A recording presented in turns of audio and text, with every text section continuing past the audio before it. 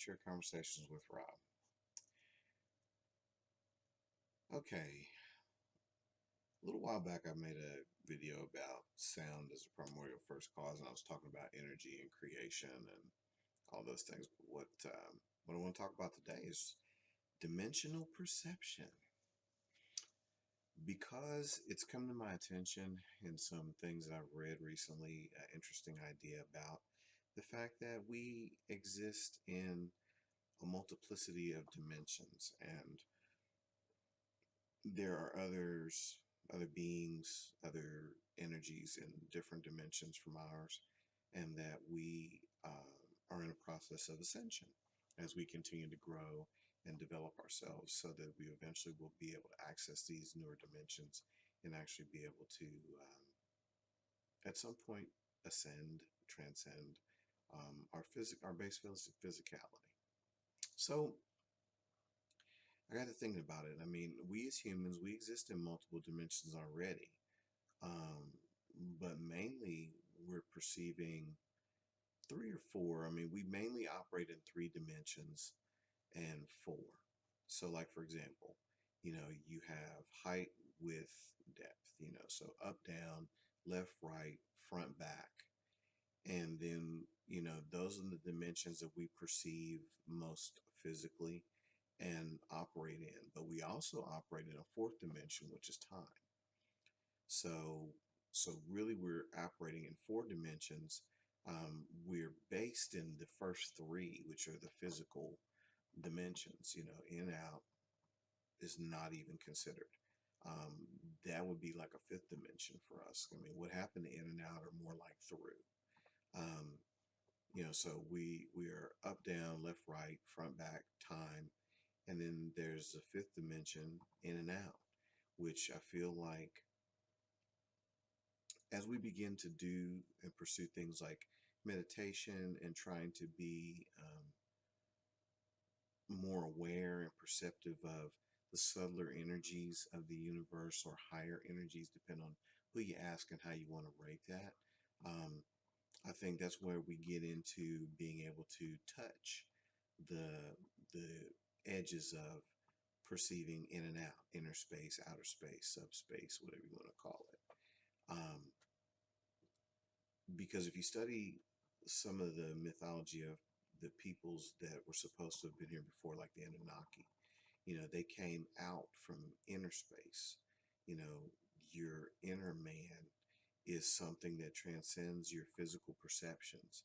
So, like for example, um, say you say a word to yourself without moving your mouth, without speaking. Um, I don't know. Say the word Excelsior just because it's unusual. But you say that without moving your mouth, without speaking physically in the three dimensions. But yet you can hear yourself say it. Um, you said it in your energy, your vibration, your very essence. So what is that? I mean, who is speaking other than you? But it's you operating in a different dimension because you're not using the previous three. You're not using sound. You're not using physical action because you're not moving your mouth, but yet and still you have said this word to yourself, inside yourself. So again, in and out or through, you know, the inner dimensions. And so I heard KRS-One talk about this once too. And one of the things he mentioned was once you understand that, then your words, your logos, has power. Because I talked about in another one-on-one sound about logos being the word, being the physical transmogrification of sound and having the ability to create. So, you know, I feel like we're now on the cusp of operating and understanding and controlling the fourth dimension, which is time, but also beginning to touch and understand that there's a fifth dimension beyond that, which is inner and outer space. So, anyway, it's a question of perceptions. And as we grow as a people, as a human race, as it were, as a human being, then we perceive more and better, and we increase our ability to move to higher dimensions. And as we get higher, we perceive and see more about the same situations because our view changes. So, let me say that again. As we grow as human beings, as human race, and we continue to perceive and become able to manipulate more dimensions, we then become blessed, aware of greater perceptions, more angles from which to see our universe and our energy and our being. It's kind of like, here's a good example. A friend of mine gave me, I'm going to borrow this. Sorry, brother. If you look at this pen, okay, I'm trying to face it so you can see the camera well. But you see this pen from this dimension, okay? So you can only see a portion of this pen. It's because you're operating it in a certain level of dimensional awareness. But as you begin to change your perception or move into, let's say, a higher plane or be able to perceive a higher dimension, the shape and the nature of this pen changes. You see it in a much more complete light. So as the perception narrows, you see less of the same. But as your perception increases, you're able to see more of it.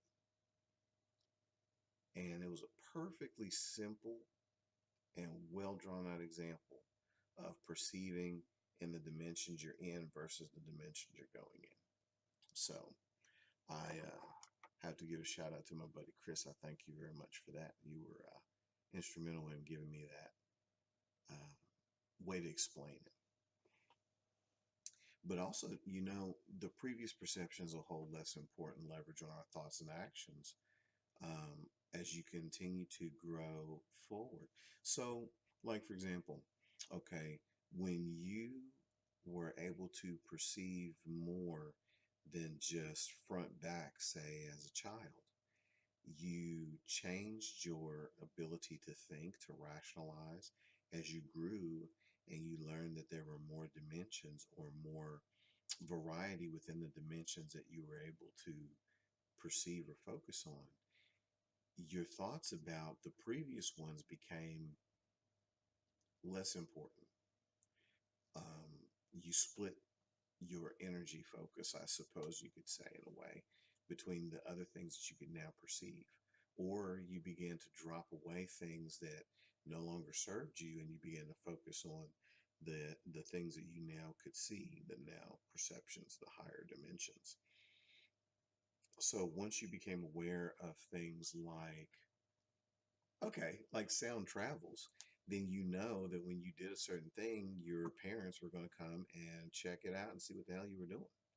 Okay.